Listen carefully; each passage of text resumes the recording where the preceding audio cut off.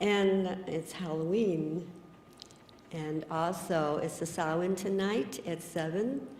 And if anybody that you know recently passed over, you can write a note to them, and then we will, at the end of the service, burn the note that you wrote into the spirit world.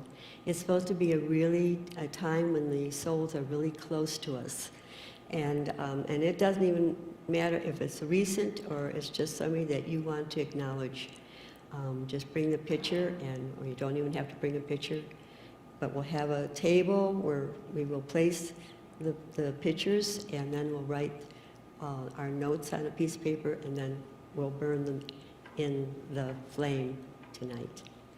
So we're going to do a chant. It's a call and response, and you're going to respond, I hope. So I'll go like this when you're supposed to sing, and you'll get the feeling of it. Okay.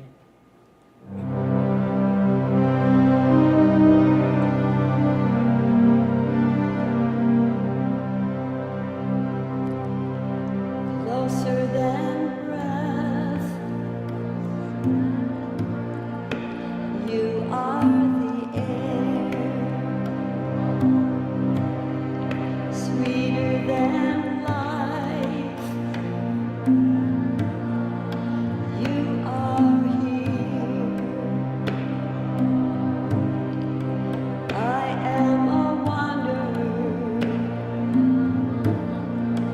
you are my peace.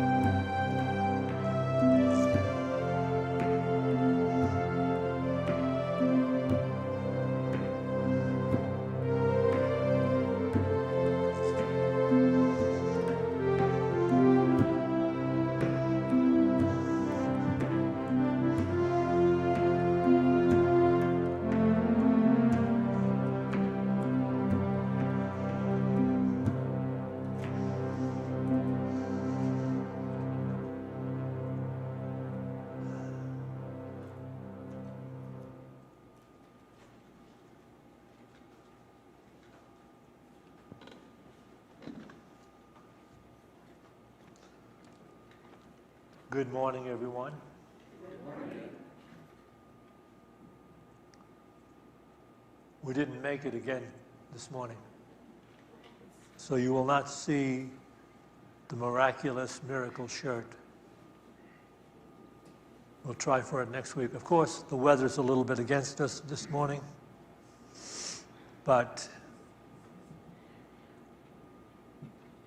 I want to talk about the necessity for mindful devotion. And I want to begin with this particular PowerPoint, Wisdom from the Buddha and Guru JG. Men driven by anxiety go to many a refuge. That shouldn't be refute, it needs to be refuge. To mountains and forests, to groves and sacred shrines to find peace. And this is Guru JG commenting on that. But such is not a true refuge, for it does not establish a lasting peace in mind. Certainly, spiritual retreats are helpful on our journey. They give us opportunities to withdraw completely from the obligations of life and spend some focused time dealing with spiritual awareness and spiritual practice. I can remember we used to do an annual retreat up in Snow Mountain Ranch here in Colorado, just beyond Estes Park, beautiful area. And we had people doing all the things that you do at a retreat, except the morning and afternoon meditation was sparsely attended. And one morning, I didn't go to the meditation myself to try to figure out what was needed to get more people there. But I found about 12 to 15 people sitting in the cafeteria annex and reading the newspaper. They had emptied the newspaper machine that sits outside the cafeteria, and they're sitting around waiting for, drinking coffee, which they kind of had to cajole the people in the cafeteria to give them. And there were more people there than there were at the meditation.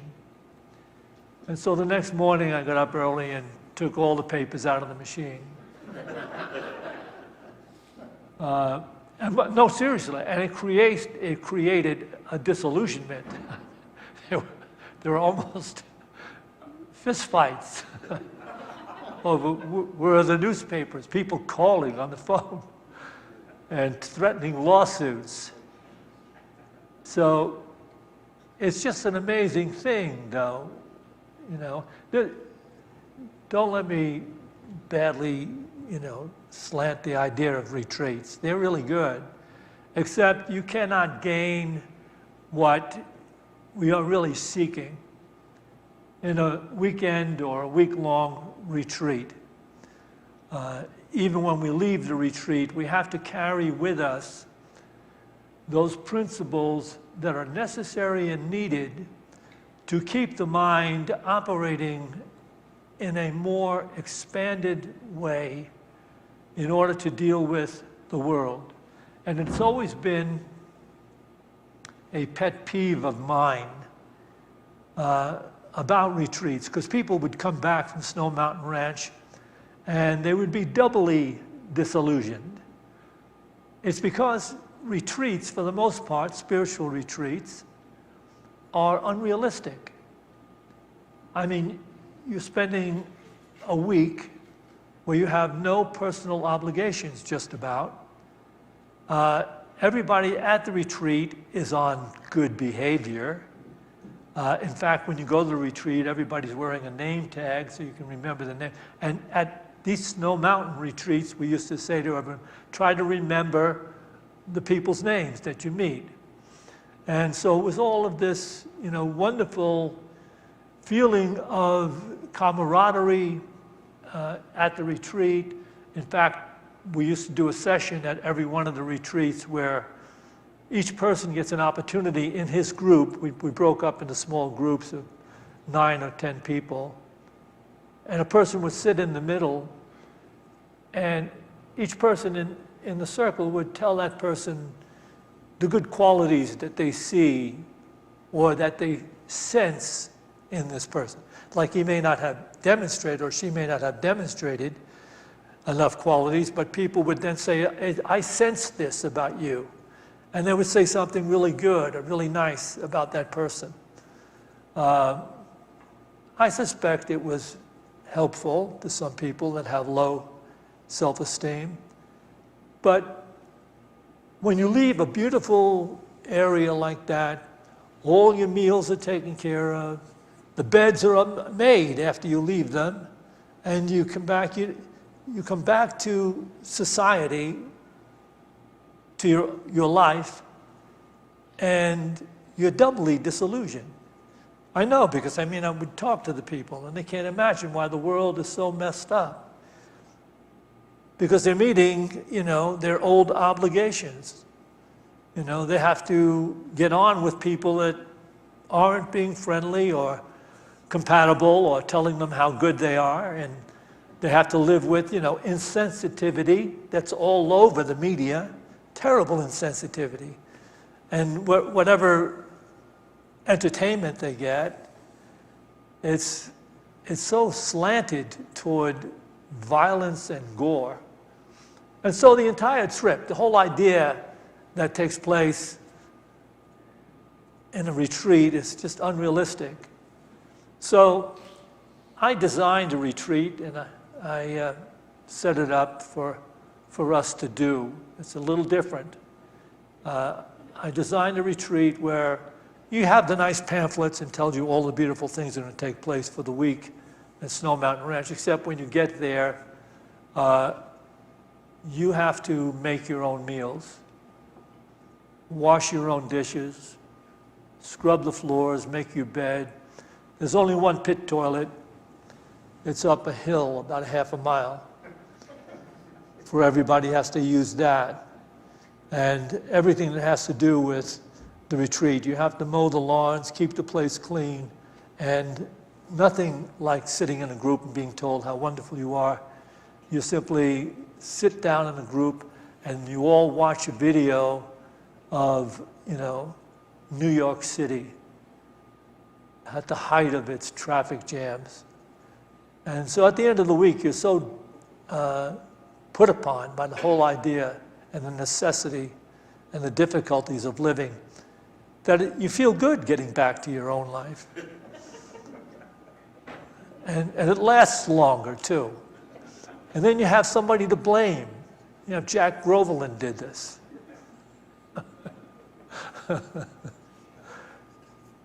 So we are required to be more devoted. I mean, seriously, in Unity, we're stepping away from religion, where we think all you need to do is show up on a Sunday, and we know that there's more to it than being in a physical building.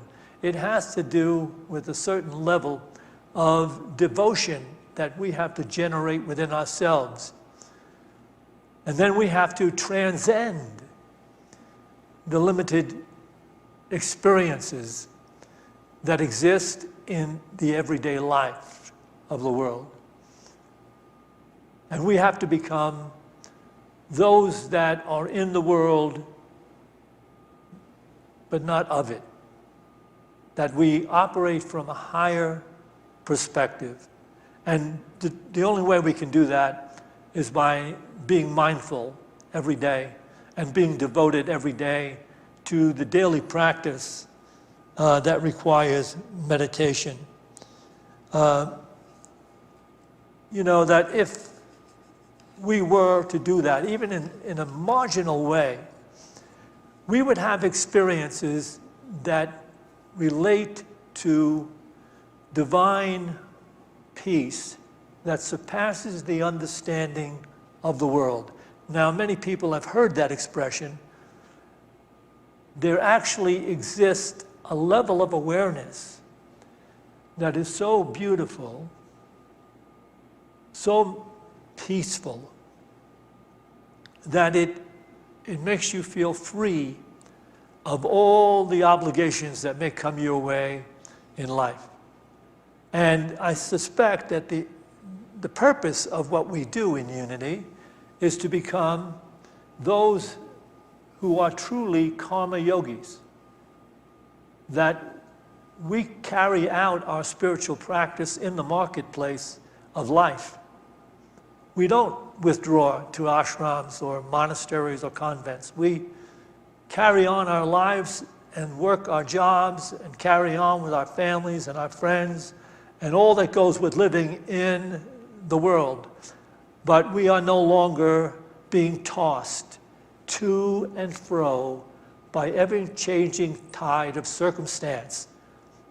We have transcended the illusionary definition of life, that there is me, this body-mind, in a world of separate phenomena, in a world of separate others, who don't necessarily have my well-being at heart. So that is our destiny. That is the goal of practicing the presence and the truth.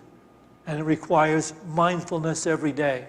It requires, instead of reacting to the changing, limited things that may occur, we pause. We allow that more refined consciousness that is within us to speak and relate about how we would go about sustaining our peace and possibly bestowing peace on those who are also involved in the situation.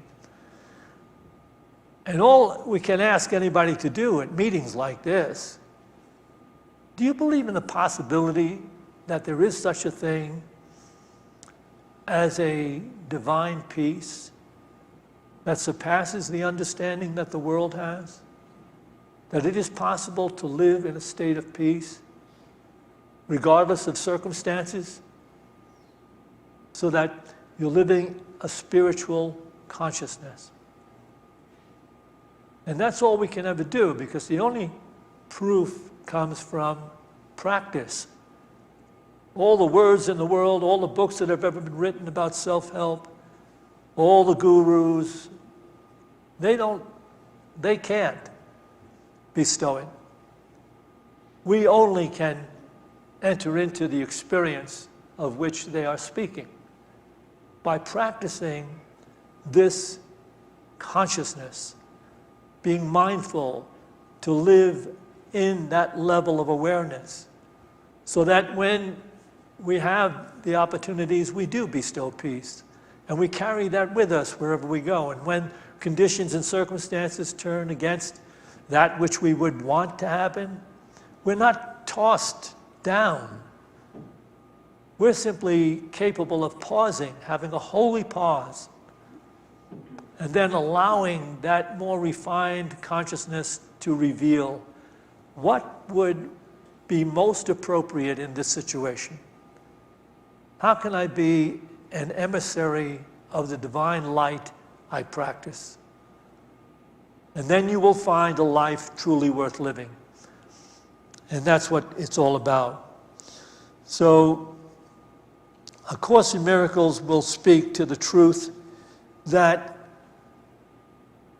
people that are still too long in the world and of the world will reject. Can I have this next PowerPoint, please? You can read this in a Course in Miracles text, page 133, in the new edition, 144. If God's will for you is complete peace and joy, unless you experience only this, you must be refusing to acknowledge His will. His will does not vacillate, being changeless forever. When you are not at peace, it can only be because you do not believe you are in Him. Yet He is all in all. His peace is complete, and you must be included in it. His laws govern you because they govern everything. You cannot exempt yourself from His laws, although you can disobey them. Yet if you do, and only if you do, you will feel lonely and helpless because you are denying yourself everything. I am come as a light into a mind that does deny itself everything. It does this simply by dissociating itself from everything. Can we take this back again, please? If God's will for you is complete peace and joy, unless you experience only this, you must be refusing to acknowledge His will. His will does not vacillate, being changeless forever. When you are not at peace, it can only be because you do not believe you are in Him. This is the key essential knowing. You see the difference between the thinking of the world and the thinking being related in A Course in Miracles. If you are not at peace, it must be because you do not believe you are in the presence of an intelligence that is life itself. It is life itself. And that one can be attuned to that life and be one who is God conscious. What would happen to a person if you don't know this directly from your own experience? Those of you that may not have had the experience, what would happen to anyone who looked upon life as being all one with God? One would have to accept the reality that everything he or she looks upon is sacred. That there is only God. It is sacred. It is worthy, that person, that condition, those circumstances are worthy of deep consideration, forgiveness, compassion, peace, even service, helpfulness, love. Why? It says because you can only disobey the laws. You are subject to them. In other words, if the law is that you should love your neighbor as yourself, when you are not doing that, you are in violation of your own happiness and your own peace. That is the law. We're born under it, in the image and likeness of the Creator that is in every moment, every place, and every condition. So if we are ignoring that, what are we doing? We're ignoring our own harmony, our own inner peace, our own ability to forgive and be considerate and compassionate. And so if you don't have the life worth living, if you don't have a way of transcending the limited experiences of the world, the fear, the trepidation, the fighting, the insanity, the insults, if you don't have that yet, you simply have to become more focused on your practice of mindfulness in this present, wherever you are. So let's move on to the idea and take it strongly with us.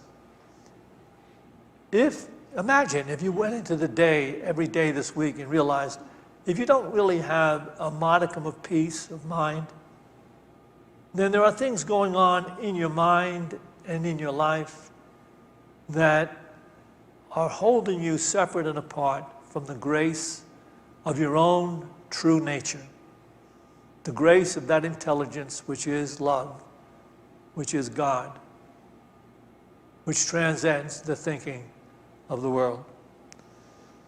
So we are cutting ourselves off when that's happening, and it is a call to pause. So this week you go about, you check in, you're being mindful, when you're not feeling right, things aren't going well, you're concerned, the worries have gotten to you. You pause and ask yourself what you're thinking and what you're considering, what actions you're taking. And see if they're in keeping with the reality that there is only God in every person, in every place, in every condition, waiting for us to wake up. So you pause and just ask the question, what would bring peace?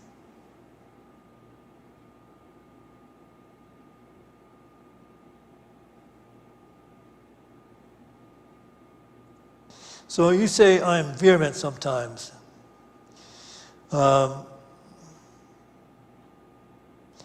About this whole idea that acknowledging the one in all and the all in one.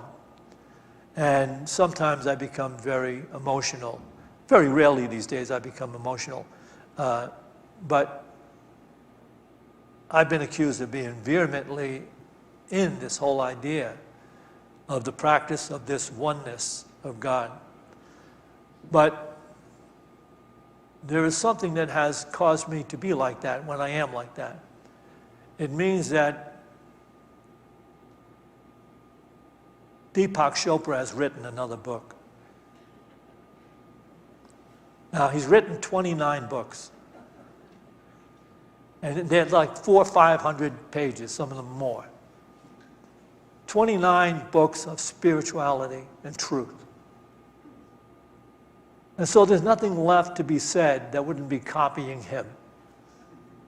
You understand? I can never be original. And it hurts. He's a glutton, a spiritual glutton.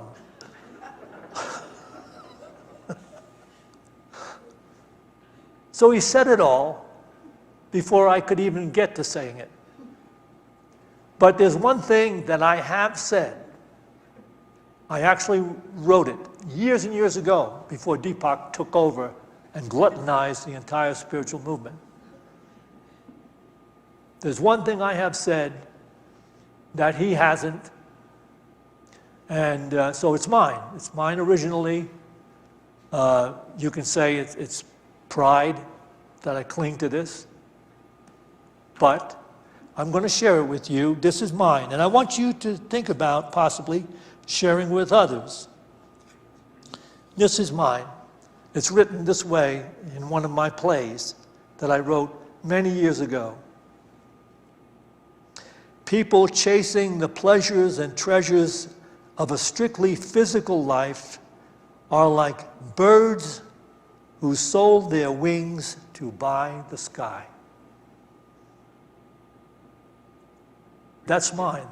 Say it again, would you? Okay, yes.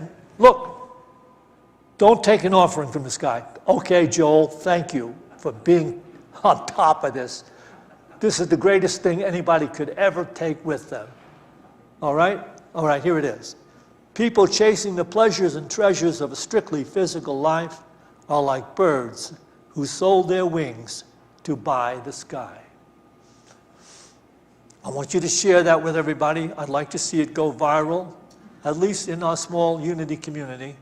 Wherever you go today, if you stop in Fellowship Hall for refreshments, make sure you say this statement at least once and explain it to them.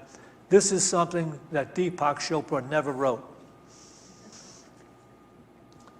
All right, I'm going to conclude this now. I want you to take a long look at this, because if you had nothing else,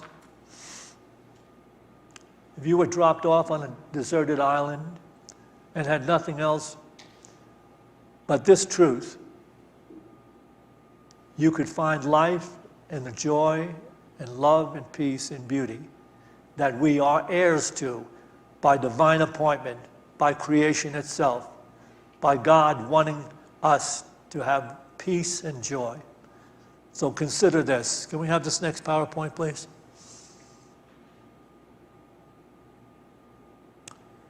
This is from a writing titled All is One by Guru, and you can pronounce his name. See for yourself if the statement, all is one, is conducive to good or evil. As far as it is true that only that person can be righteous who regards himself the same as he regards others, and regards others the same as he regards himself, how can any evil attach itself to him who knows himself to be others and the others to be himself? Tell me if there is any better way towards that which is good than the knowledge of unity. I'll take that again. See for yourself if the statement, all is one, is conducive to good or evil. As far as it is true that only that person can be righteous who regards himself the same as he regards others, and regards others the same as he regards himself, how can any evil attach itself to him who knows himself to be others and the others to be himself? Tell me if there is any better way towards that which is good than the knowledge of unity.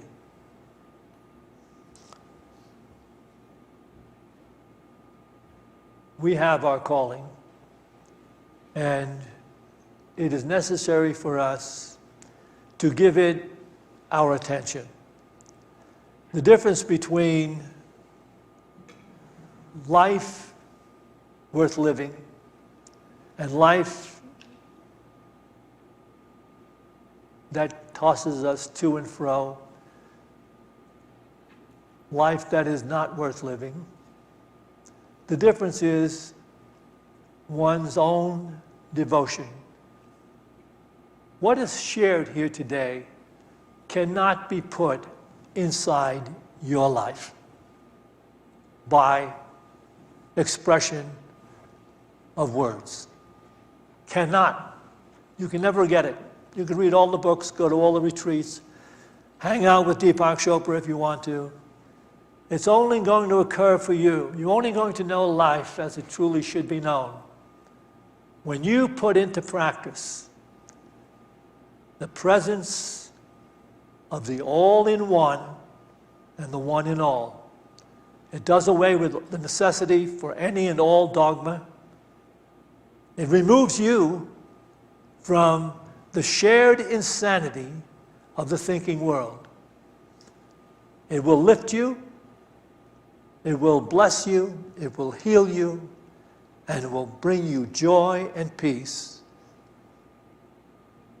And that's the journey of the Karma Yogi. That's the journey of you. It's the journey of me. We're going to pause now and take some time to become very present, listening to these beautiful Tibetan bowls. And following the Tibetan bowls, we'll have our period of silence and meditation. If you don't have a particular meditation technique, you can use this particular idea as a mantra that you keep gently bringing your mind back to. Everything I look upon, everything I see is only God waiting for me. Everything I look upon, everything I see is only God waiting for me.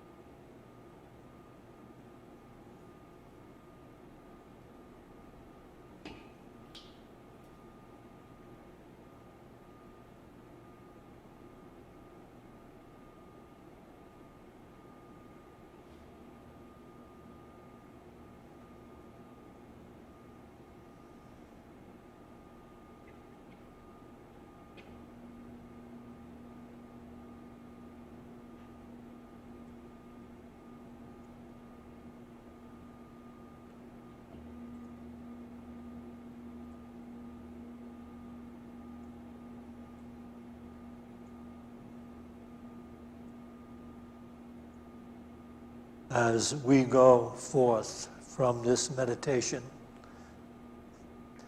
to those places we occupy in time and space. Let us go forth with a greater determination to practice the presence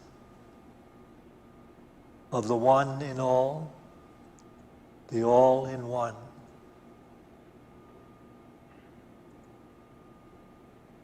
And so it is. Amen.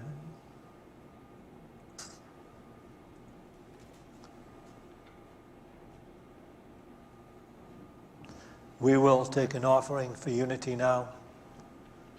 For those of you that are tuning in on live stream, we'll have this up on the screen in a minute, the different ways you can donate to Unity of Boulder. And I think there is on live stream, if you scroll down, you'll come to a place that says donation. If you hit that, it'll explain to you how you can donate to Unity of Boulder. We certainly appreciate you helping us continue this ministry of truth that is so vital and necessary in our world today. And let me once again invite you, those of you that are watching this on a screen, we have the most purified sanctuary in the world. We use these EG lights prior to anybody coming in here for an hour or so. Purifies the entire atmosphere. You can come, you can wear a mask if you choose. In fact, you have to wear a mask when you come in. So, but I do invite you to show up. The physical experience here is a lot more valuable than just watching it on screen. All right, so now let us bring to mind, those of you on live stream, bring to mind that financial gift you'd like to make to Unity of Boulder. And those of you here may make a physical donation to the basket, or you can also use your credit card in the dip jars in the lobby. Let's bring to mind that financial gift we'd like to donate to the reality of this movement, Unity of Boulder. And bless it with this offering prayer. Divine love through me blesses and multiplies all that I have, all that I give, and all that I receive, because I give. Yo-ho, Okani yo-e, we-hi-ya-hi-ya, Okani yo-e. We-hi-ya-ni-hi-ya, ka-na-ya-hey-ya. We-da-hey-yo, we-ya-hey-ya. Oh, gone away. We-hi-ya-ni-hi-ya, ka-na-ya-hey-ya. Oh.